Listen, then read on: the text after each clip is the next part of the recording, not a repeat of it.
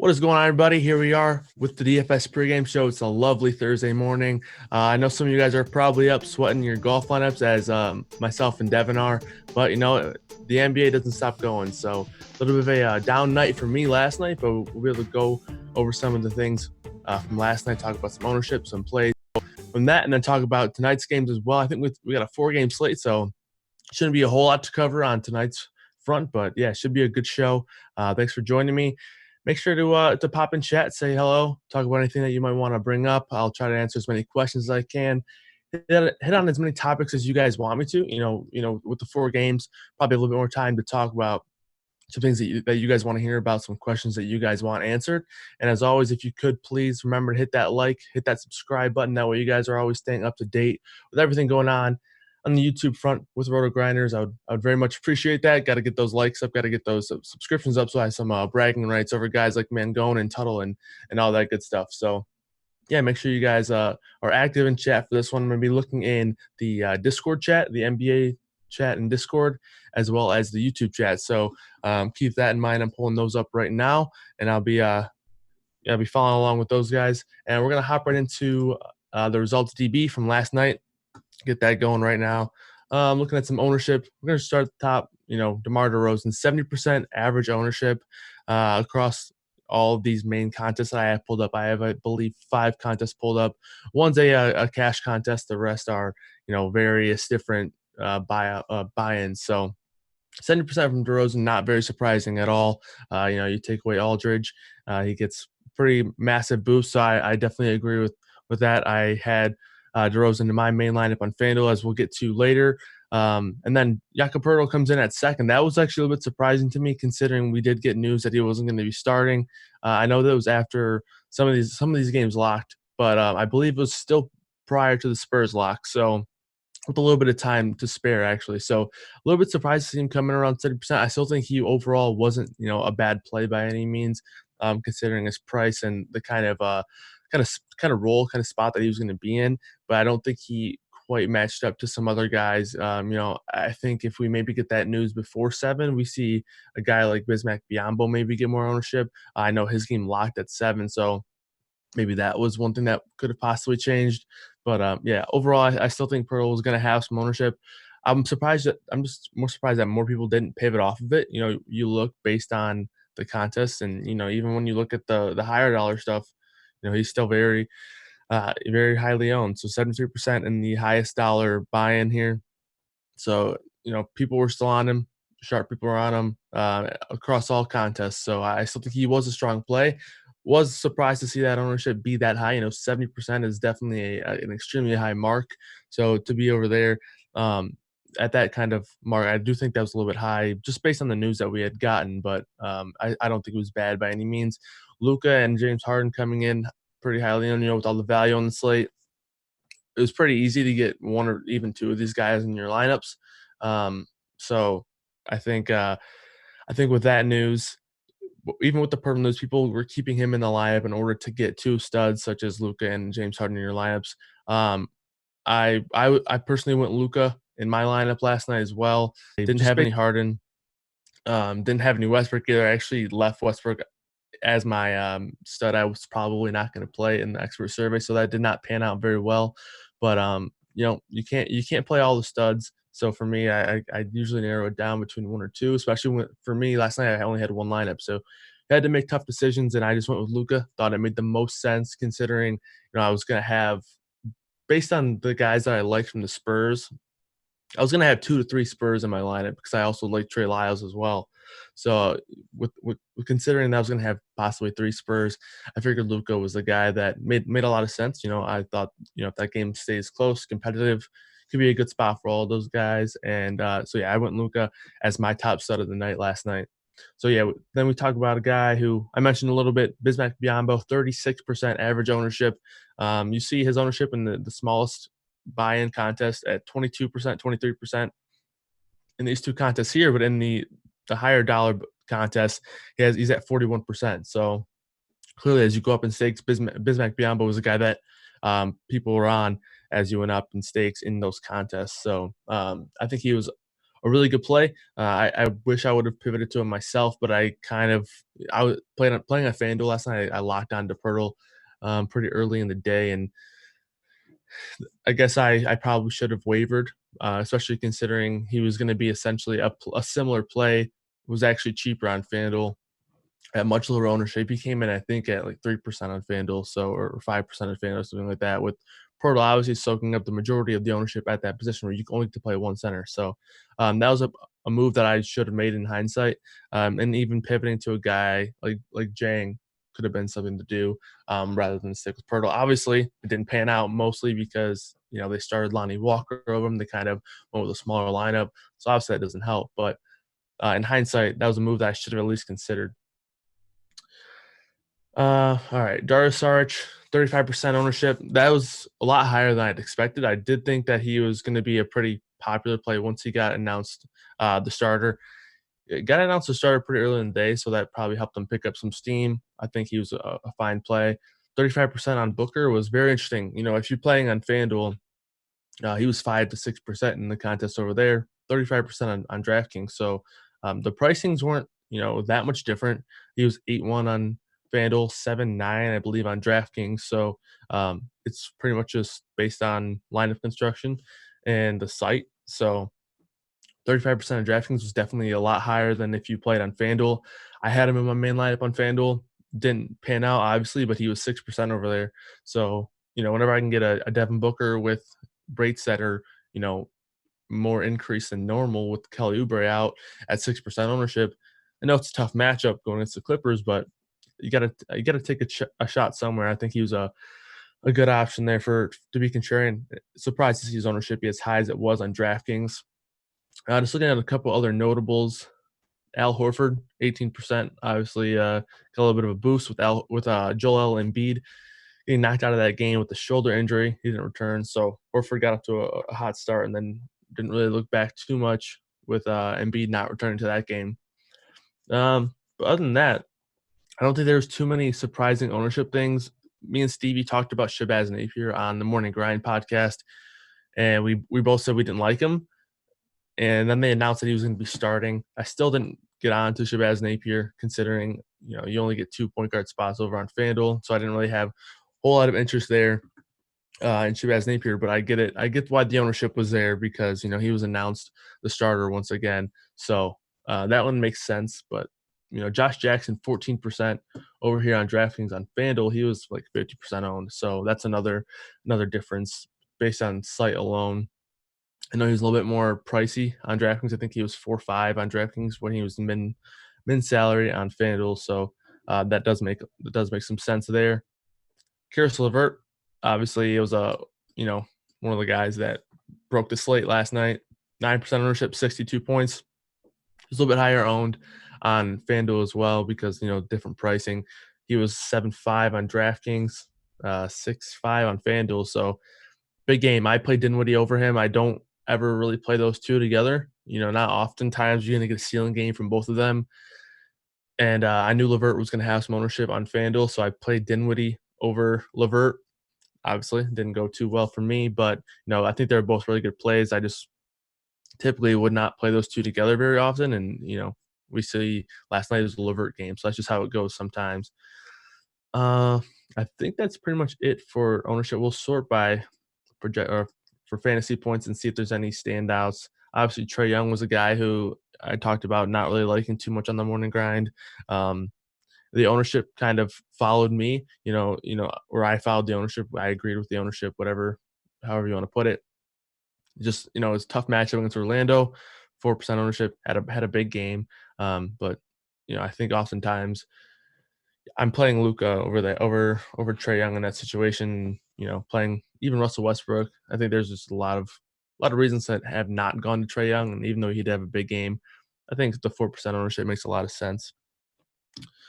Let's see if there's any other big games that popped out. Jason Tatum was the guy that I talked about in the expert survey.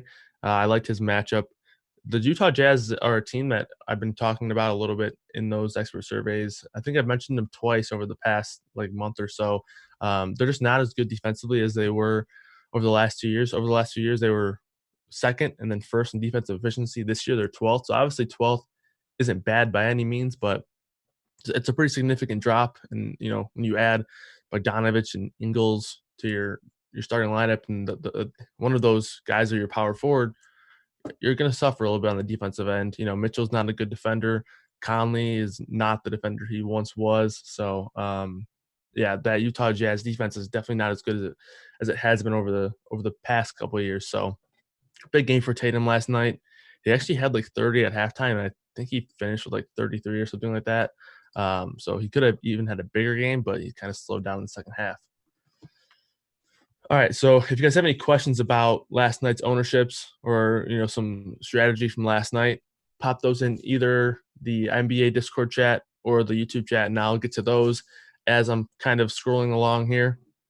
If that'll be all for last night's stuff. If you guys have any strategy you want to talk, we can talk about that. If not, we can hop on to the injury stuff for today. So I'm trying to look back and see if you guys have any questions. Actually, while we do that, we can pull up my FanDuel lineup, and you guys can see how bad of a lineup I built last night. Devin can pull that up for me, and we can go over that. I'm going to pull it up as well so I can see it. So, yeah, like I mentioned, I went Luka and Spencer Dinwiddie. Dinwiddie obviously didn't pan out. He just never really got going. Great matchup against Washington. The game was close the whole way. Obviously thought he would do a lot better than he did. He kind of struggled. Mentioned DeRozan, mentioned Devin Booker. He was 6% in the majority of the contest, 5 or 6%.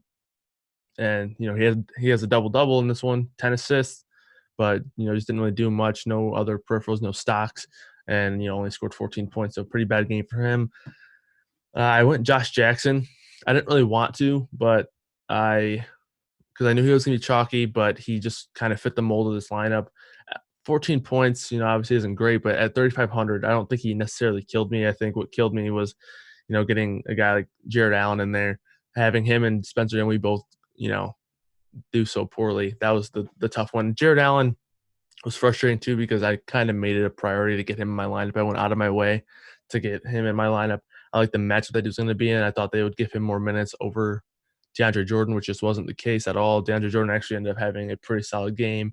I think if Jared Allen gets 28, 27 minutes in that game, he probably has a better outcome in a spot against the Wizards, but didn't happen. And obviously, Pirtle announced the non-starter after lineups locked on FanDuel. So that concludes my lineup. I didn't even break 300 last night. So, these days you got to put up 400 to even really contend, and I didn't even touch 300, I don't think, last night. So not a great for me, but 4-game slate should be a fun one. I know we have some things to talk about. Yeah, Allen did have some foul trouble, but even in the first half, we saw, I think Jordan had 13 minutes while Jared Allen had, I think, 9 or 10. So foul trouble happens, but still, when you're losing that many minutes, and Jordan played well in the second half, he just wasn't getting back out there too much.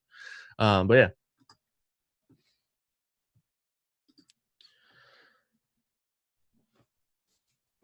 Any questions, you guys, about last night? I will.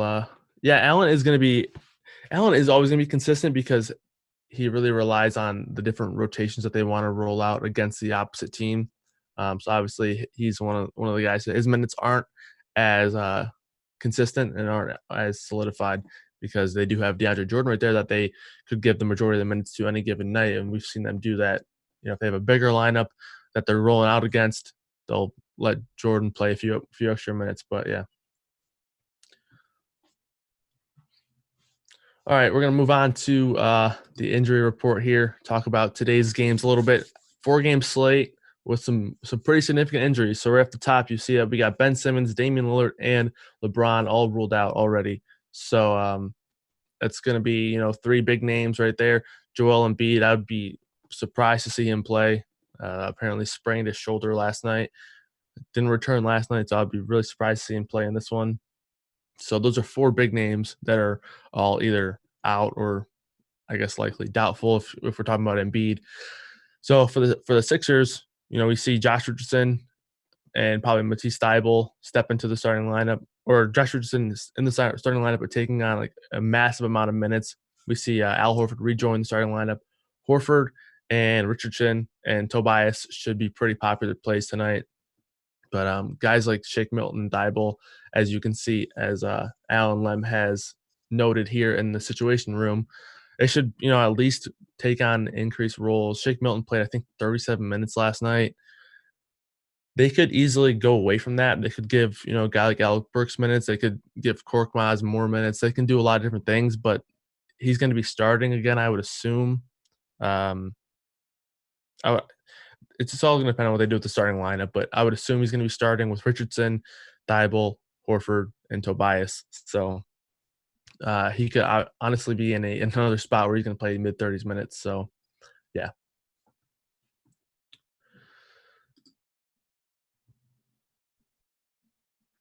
So once we got news a few minutes before tip, what would I have done if I didn't have Pirtle in the center spot?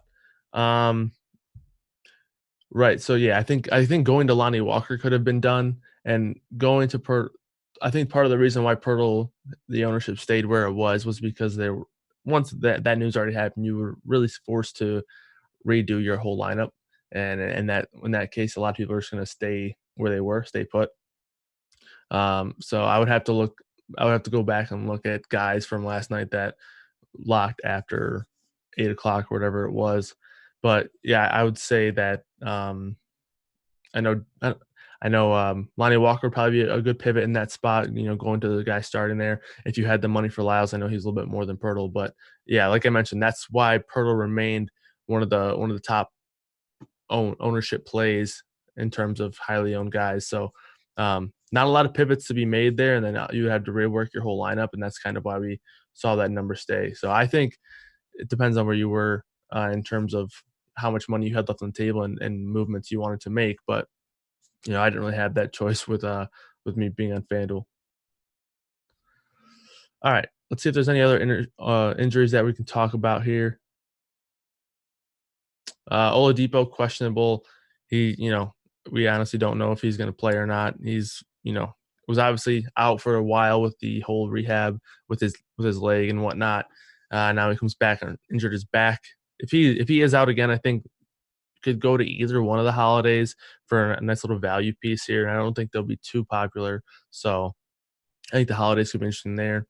Rashawn Holmes out again. Harry Giles, who has just been stepping into that starting center role. And as long as we're going to give him minutes, he's going to continue to crush, and the pricing on him isn't anything outrageous yet. So I think he's going to be another good play. Ntilikina should be, I feel like Ntilikina always has a groin injury or a hamstring injury or something like that. He's kind of like John Ross in the NFL. So if he's out once again, Alfred Payton is back, so I don't think Dennis Smith will have too much of a huge role. So I probably just kind of leave that as a wash. If you guys have any questions about some of these injuries or how they'll affect tonight or my thoughts on them, shoot those in the either Discord or the YouTube chat. I'll get to those, but until then, we're gonna jump into the lineup HQ, see if we can take a look at some tags, some ownerships, some projections, and whatnot. We'll try to get a look at them all.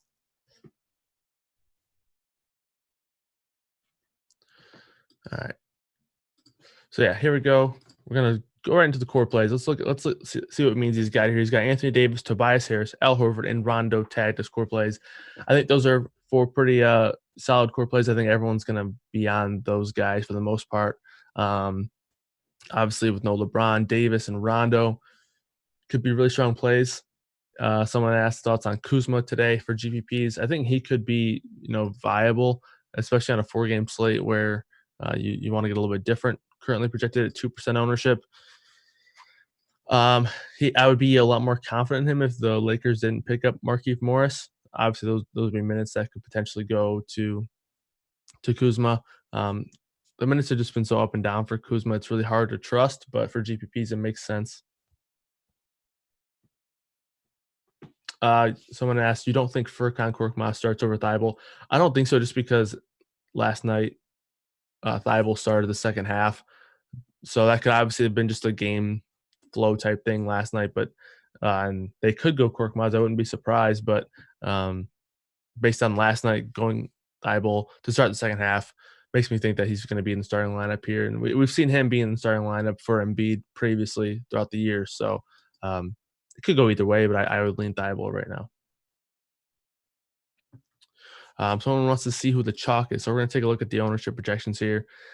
These are for FanDuel right now. I'll pop back and forth between FanDuel and DraftKings. But number one, Anthony Davis, that shouldn't surprise anybody. Tobias Harris and CJ McCollum tied for 2. I'm surprised to see McCollum's ownership be so high. I mean, I guess on a 4-game slate, people probably will have to pay this 8.8K price tag, but he's pretty pricey on DraftKings too. 9K over there. So the ownership's a little bit lower on him, but still 36%. People are willing to pay this price tag on him. I think they are just kind of seeing what he's been doing without Lillard over the last 2 games or last 3 games even really. So, and I think he's definitely a strong play. It's just about if you believe in his upside with that price tag. Some other chalk, Rondo being chalk is somewhat interesting. I do think he's gonna jump into the starting lineup, but these minutes with Rondo are never feel comfortable with me, especially even when he's going to be popular and even with LeBron out. I just always feel weird about Rondo's minutes because they just have neglected to give him minutes consistently in the past. I know he has gotten them when LeBron has been out in previous games, but they can spread out their minutes elsewhere. They've been playing Caruso a lot with Davis and with LeBron, so a guy like Caruso could be, I wouldn't be surprised to see maybe him take on more minutes and take some away from Rondo. I do think Rondo's going to start, and I do think he is overall a solid play, but 50% ownership. I just feel like a weird feeling in my stomach playing Rondo at 50% ownership. Just don't feel great about what how consistent his minutes are going to be. Obviously, I feel better about them with LeBron off the floor, but still don't feel great about him. They've done a lot of up and down things with his minutes. Are you fading AD in any of your lineups tonight? I usually only do one lineup on a slate with only 4 games or so, and I would assume that I'm going to have him in there. I think it's just way too good of a spot. Obviously, it's 11:30. Things could change, so I don't want to give you a guaranteed answer right now. But as of now, I totally plan on having AD in my lineup. I think he's definitely the top stud, the top pay up option on the slate. Seth asks, in general, do you typically try to run back players for correlation, or do you typically just build and then try to get different with pivots? Um, I think it just depends on the type of player that I'm rostering. So, for example, I I've been trying not to go out of my way to correlate if I feel like I don't need to in certain spots because I feel like oftentimes I'll go out of my way to find correlation where in NBA sometimes it's just not necessary. You can have a lineup that's pretty uncorrelated in NBA, and I think you can still do really well in GPPs because overall I think it's mostly about having the lineup with the most value and the most generated points. So obviously, there's just less correlation in NBA than there is in other sports like NFL or MLB. So I think when I'm trying to run it back with other players, I'll definitely consider it. So for a guy like Anthony Davis, he's 10-8. If this game blows out, he's probably not going to get there. So it does make sense to have maybe a warrior that could contribute to keeping the game close. And that's when I try to use correlation to run it back. But other than that, I don't think I try not to do it anything more than that. I think that's kind of where I stick with it. I mean, I'll do game stacks here and there. The smaller the slate is, the more likely I am to game stack, obviously. But I think what I would do is kind of look at it that way to just kind of contribute to guys maximizing ceiling based on how close the game's going to be. So Anchor asks, if stacking Sixers, do you play a Nick?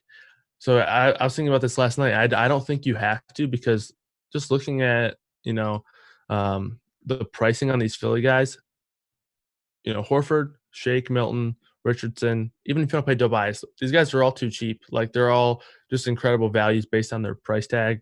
By the way, Shake Milton, I think, is a guy I would rather play than Rondo. And, he's almost a direct pivot, just a little bit more than Rondo. So yeah, I don't think you need to, especially if like. So here's a perfect scenario where I'm not trying to force somebody in. If there was a guy that I liked here, or a guy that I thought had some upside, I would definitely not have a problem with it. I think if I had to, one guy I would pick is Mitchell Robinson here. I don't think he's going to carry much ownership. It's a 4-game slate. Center's got a couple options, but it doesn't. I don't think it has one clear cut option. So maybe he has significant upside. We've seen him obviously have 2 big games back to back. So I think Mitchell Robinson would be a guy that I could run it back here with, but I just don't see going Randall when you have Anthony Davis and Al Horford on the slate, on FanDuel. On DraftKings, it could be different. Randall could be someone that you go to, but I think I'd prefer Mitchell Robinson. But I don't think you need to run it back with a Nick here in this particular scenario, just because of how cheap the Sixers are. So I think I would rather go out of my way to find somebody, on the Warriors to run it back with Anthony Davis in hopes that that game stays close. Is Kyle Kuz a lock?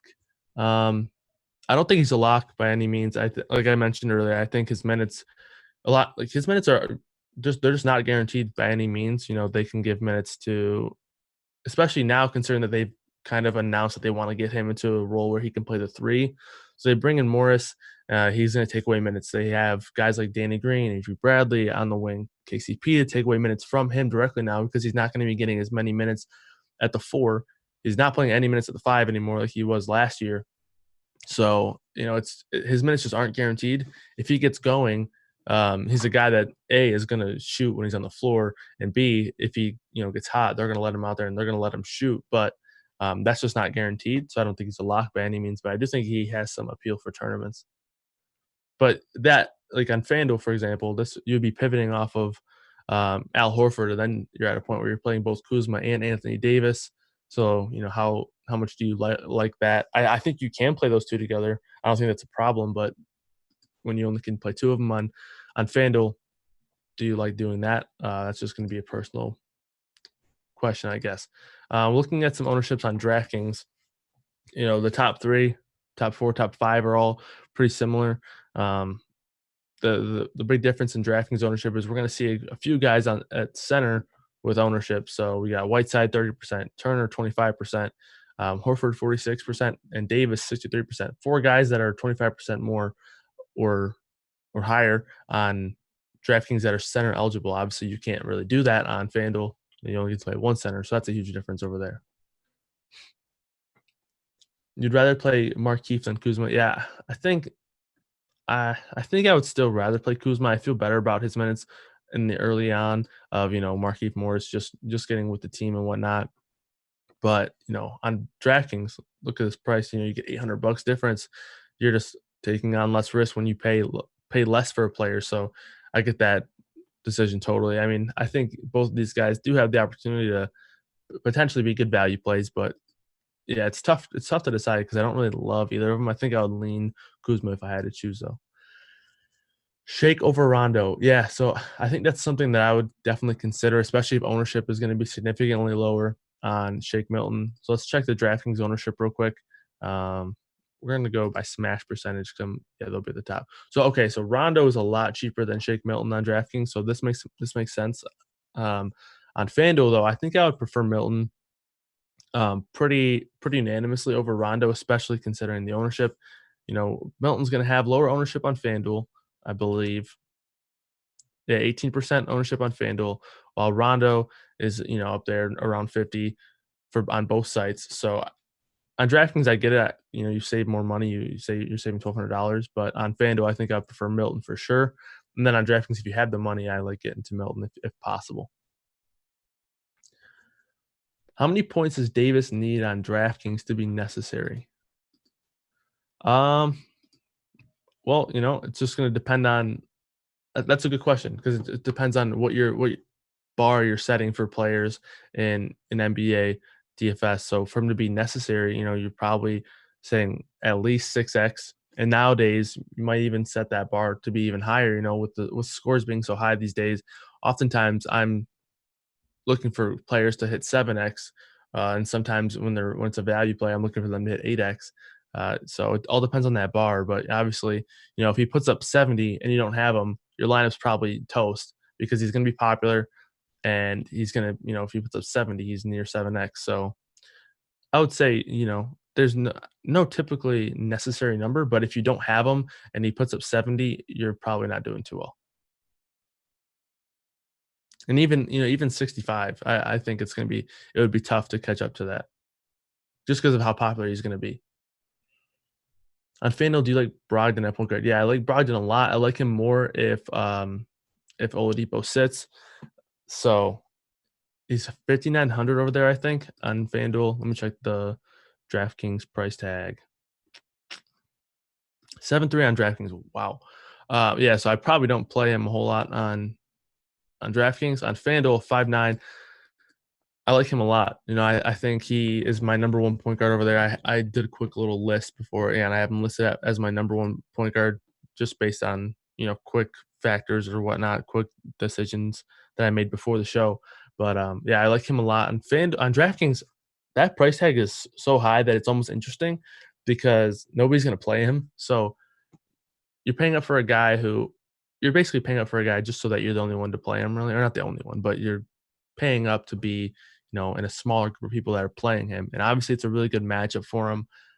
And if we see a spot where, Oladipo's out, usage could be higher. Last game, he only played 24 minutes because they beat Charlotte by like 75 points or something like that. So, yeah, I like Brogdon a lot.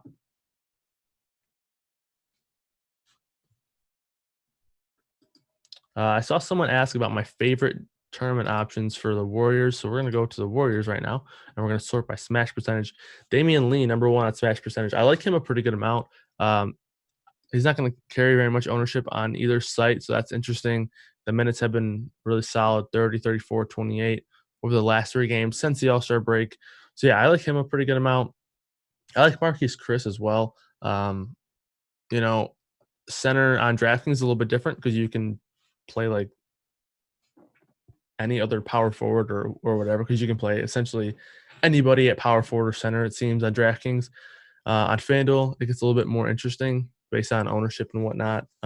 Whiteside's on the slate. We got Steven Adams, who's just been killing it on the slate. And then Chris. I think Chris is probably a guy I like a lot. I mentioned Mitchell Robinson earlier. I think he's someone to at least consider in tournaments. And then Hassan Whiteside, I think even in a tough matchup, be interesting to see what his ownership is going to fall at for center position. But I think if I had to rank those three right now, I would go Whiteside, Chris, and then Robinson. 30% or 38% ownership on FanDuel. So looks like he's going to be the most popular center of the night. Could you play Noel instead of Kuzma? Yeah, I think you can. I think essentially you're you're playing two guys that could play the same amount of minutes, and Nerlens Noel is, not a lot better per minute, but he's definitely a good per minute guy. Um, and he does have the upside for more minutes if we see, maybe Adams get in foul trouble or whatever it might be. So yeah, I think you can do that for sure. At 3-3, the only thing is you only can play him at a center on on DraftKings, and then on FanDuel, you'd have to either get rid of Davis or Horford. So if you want to do that, I totally get that. Did Adams' price go up? He's at 6.8 now. His price went up on FanDuel for sure, 6.9. I think it went up a little bit on DraftKings, but it went up more on FanDuel, so he got a little bit of a bump for sure. Not worried about Chris versus tough Lakers interior. I actually like that because I think that they'll be more reluctant to go small. So, in the past like couple weeks or so, that's when we've seen Chris really fail. Is when they go small. So against Houston, he only played 18 minutes because they had to go. Well, they didn't have to, but they decided to go small. 25 minutes against Sacramento. So when they're forced to kind of roll him out there against bigger lineups, bigger teams, the minutes feel a little bit safer. So I like him when this happens actually.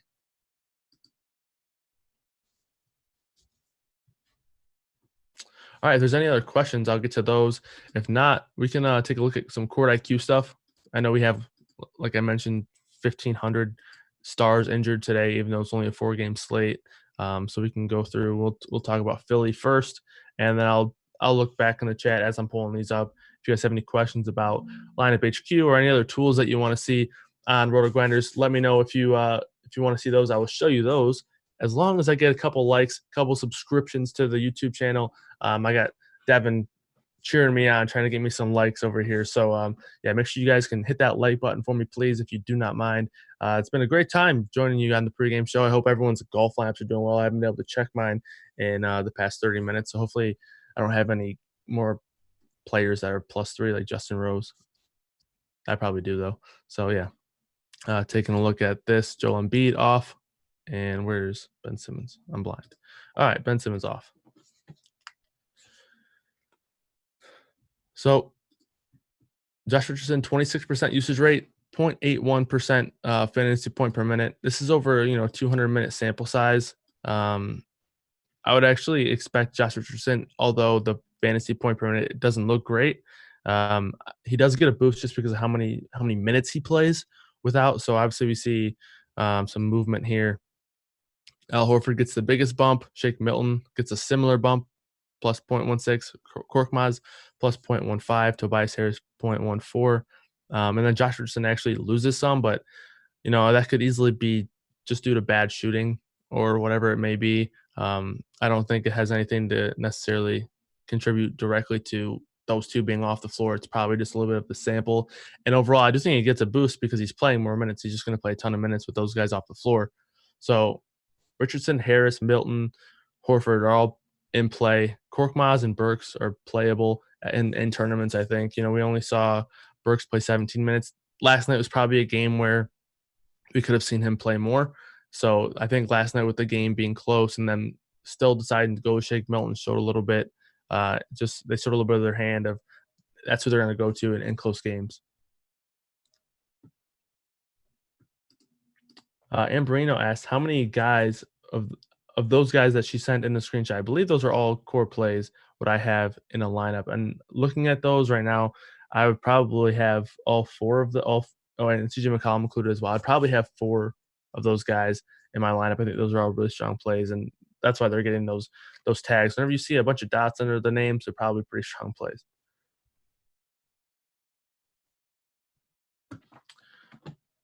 All right, let's see. Any other questions in here? Let's see what we got. Took off the guys who aren't affiliated anymore. So I could do that. So I guess we'll talk about this real quick. So Richard's saying to take guys off of the floor, like James Ennis, who I think he's on like Orlando right now or something, or like maybe take a guy like Zaire Smith off the floor. And we can definitely do that, but that's going to make the sample smaller, especially James Ennis is a guy who's played, 131 minutes in this sample alone. So taking him off of the floor, that's going to make the sample even smaller. So in this case, it's not really a guy who I think is going to affect much. If it was a guy like say we needed to take Josh Richardson off the sample, I would definitely do that because he's a guy who has a pretty high usage. His rates are pretty strong. But with James Ennis, I don't think I feel the need to take him off because I just don't think he's going to affect anything. I think the only thing he's going to do is give us a smaller sample. And the more sample, the more confident I am in these numbers. So that's the reason why I left a guy like James Ennis on there. All right, we're going to go look at the Trailblazers here. So we're going to take Damian Lillard off and run this one. And we're going to do this over the past month.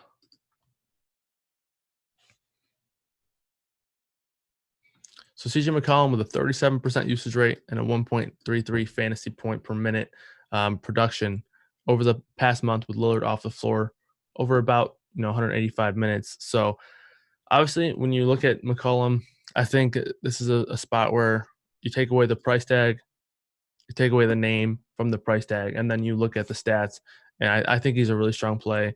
The matchup's not great by any means. It's actually a pretty tough matchup against the Pacers, but the usage that he has is just so high right now. And he's been doing so many different things as far as assists and rebounds. So 20% assist rate and 14% rebound rate. Those are really, really solid numbers there, along with the usage and the point per minute. So, yeah, I like McCollum a lot. I think you just play him, or at least consider him. Don't take him out of your player pool just because of the extreme price tag boost. Gary Trent Jr. is the guy that I have some interest in. His numbers don't look all that great. 0.5 0.58 fantasy point per minute, 15% usage rate. Not really a high usage guy. Most of the time, he's just catching and shooting if he is getting shots up. But he's going to play, around 30 minutes with upside to play in the mid 30s. So I like him a pretty good amount. If you're maybe not playing McCollum, I think it makes a lot of sense to have a guy like Gary Trent. If he gets going, maybe he takes some shots away from McCollum. Rizzo's another guy who's I think is definitely in play. On FanDuel, he's extremely cheap, 4.8, same price on DraftKings, and he's low owned. So he's going to be a guy who's I think definitely fairly priced. By no means is he overpriced, but also the ownership's not going to be anything too high on him. So I think he makes a lot of sense. So yeah, we're getting some questions about Julius Randle. I think Julius Randle's okay, but it's hard for me to get to him because I play mostly on FanDuel, and I'm, you got to play Anthony Davis or Al Horford, or there's so many good power forward options that I just don't find. I just don't see myself getting off of guys like that to get to Julius Randle. I do like the price tag on him, and he's going to be a pretty contrarian play, so I do think he might be a solid tournament play. Um, but for me, I gotta lock in Anthony Davis, and then Al Horford's just such a good value. So I think it's tough to get rid of those two, one of those two guys for Julius Randle. I don't really love the matchup for him by any means.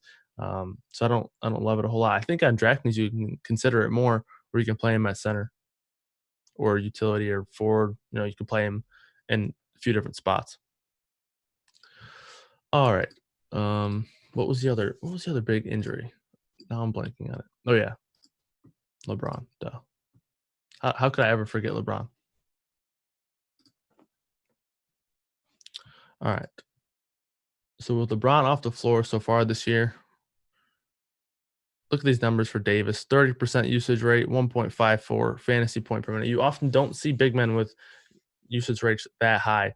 So he's essentially going to be playing some center here. So center with 30% usage rate is pretty high. So I think he's just the guy that you just lock and load. So Kuzma's kind of what I mentioned when he's on the floor, especially when you take LeBron out of the rotation, out of the whole situation. He's going to be a guy who's going to be chucking up shots. So the 5% increase of usage rate makes a lot of sense. But this fantasy point per minute doesn't really go up too much because it all just depends on how hot he gets, whatnot. Obviously, it's a small sample size considering LeBron hasn't missed too much time this year, but those numbers do make sense. Obviously, you have to consider the small sample, but I think they do make sense. Rondo, 17% usage, 1.09 fantasy point per minute over 85 minutes. So yeah, that makes some sense as well. It's just gonna come down to what you want to project him for minutes. Obviously, RotoGrinders has him projected at 28 minutes. So if you think he's gonna fall there, I think he's a pretty strong play, and especially on DraftKings, 3,500 on DraftKings. I think he is a really good play over there. But he's also probably gonna be the second most popular player on the slate, or third.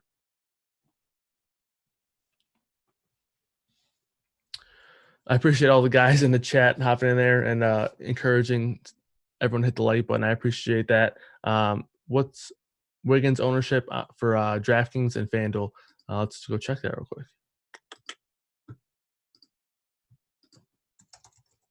I'm just glad Devin's not hacking my computer anymore. Last time I did this pregame show, I couldn't even control anything. Devin was controlling everything for me. So I can type everything now. Everything's working. Full systems go. Devin's not hacking me anymore.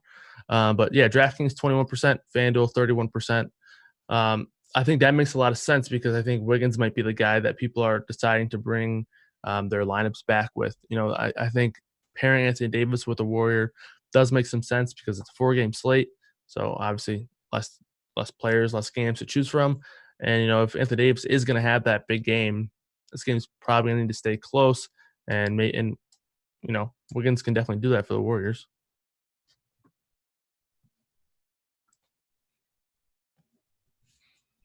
All right. Let's see. Shrek asks, I know AD should crush it, but will he?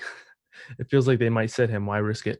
Yeah, I mean, I feel like if they were going to sit him, we would have heard more news. They officially ruled him probable, I believe. So I wouldn't worry about that too much.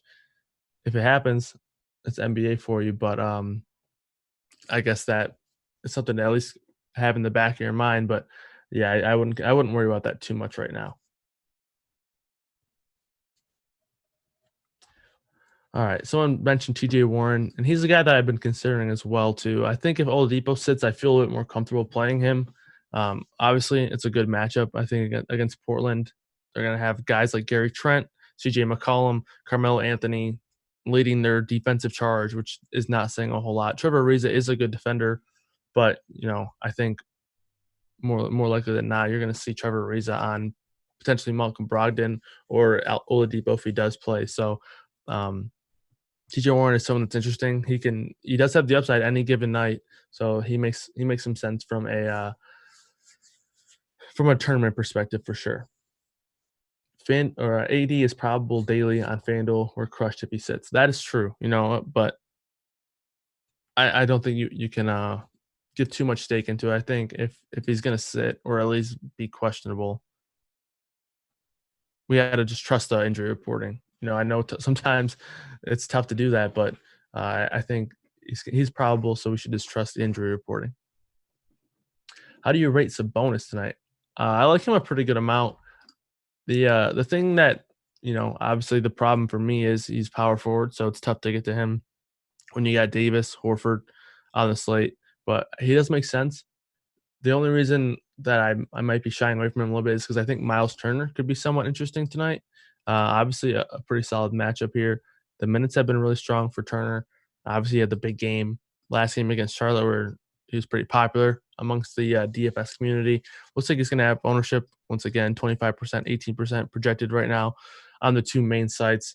And, he put up 42 points in 27 minutes last game, but he did most of it in the first half. So he's a guy who he can put up fantasy points quickly with all the blocks he can produce. So it makes some sense to play Turner.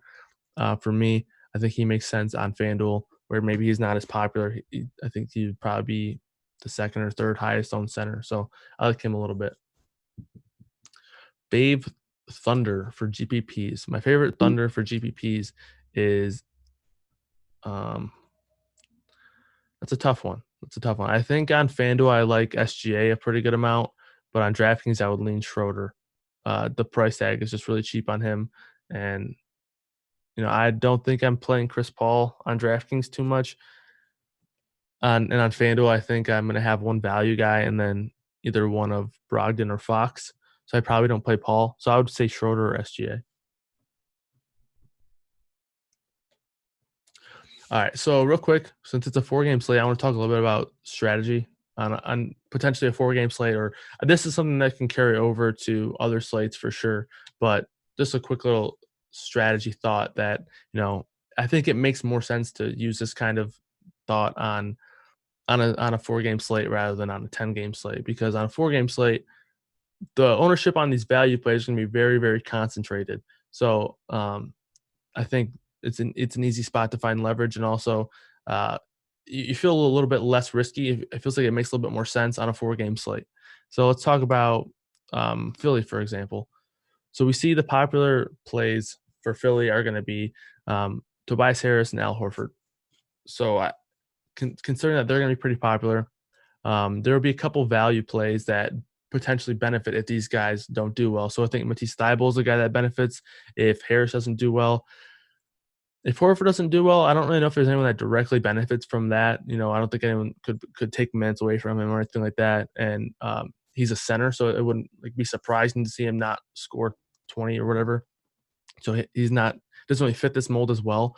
But for Harris and then for Richardson, even on FanDuel where he's popular, Thybulle, Korkmaz, and Burks are 3 guys that I think could potentially see bigger bursts in minutes or usage or production with some of these guys that are out, and it makes sense to consider them as leverage plays when guys like Harris and Richardson are going to be pretty popular.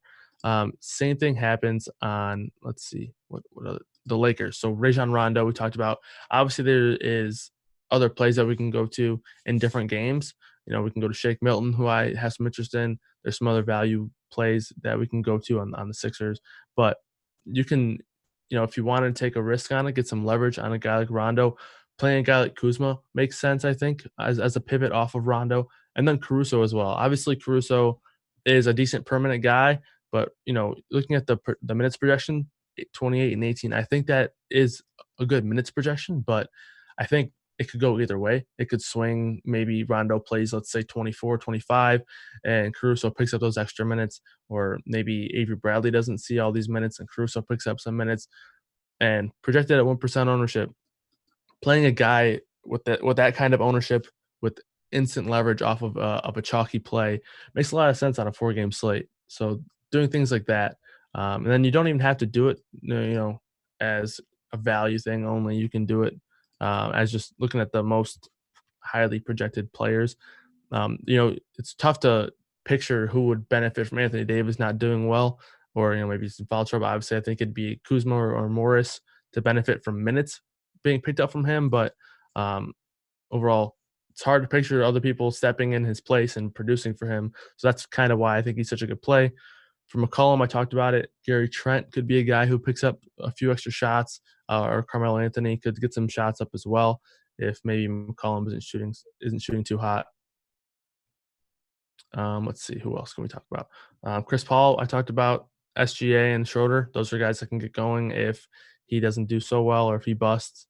So just finding those leverage plays, I think, makes even more sense on a 4-game slate because there's less places to go to. There's less optimal plays, I think. So finding these leverage shots, it feels a little bit more. It doesn't feel as crazy when you're doing this on a 4-game slate.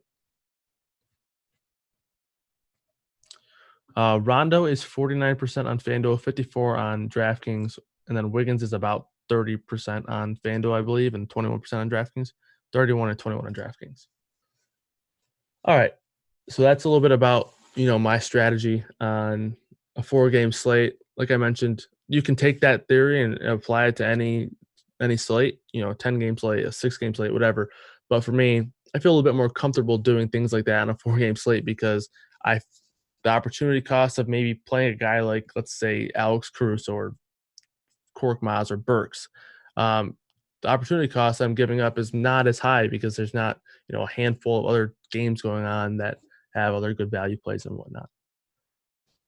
Barnes. So Barnes is someone that makes sense. He's just a guy that, he's going to get the minutes. I think Barnes and Bazemore and Bjelica, the 3 Bs from the Kings, makes sense. For sure. I probably don't get to Giles on DraftKings too much. So maybe, I guess, Bjelica, Bazemore, and Barnes would be the other guys outside of Fox on the Kings. Is Kuzma chalk? I don't believe so. We don't have him projected as chalk right now. Let's see. 10% on DraftKings, so no.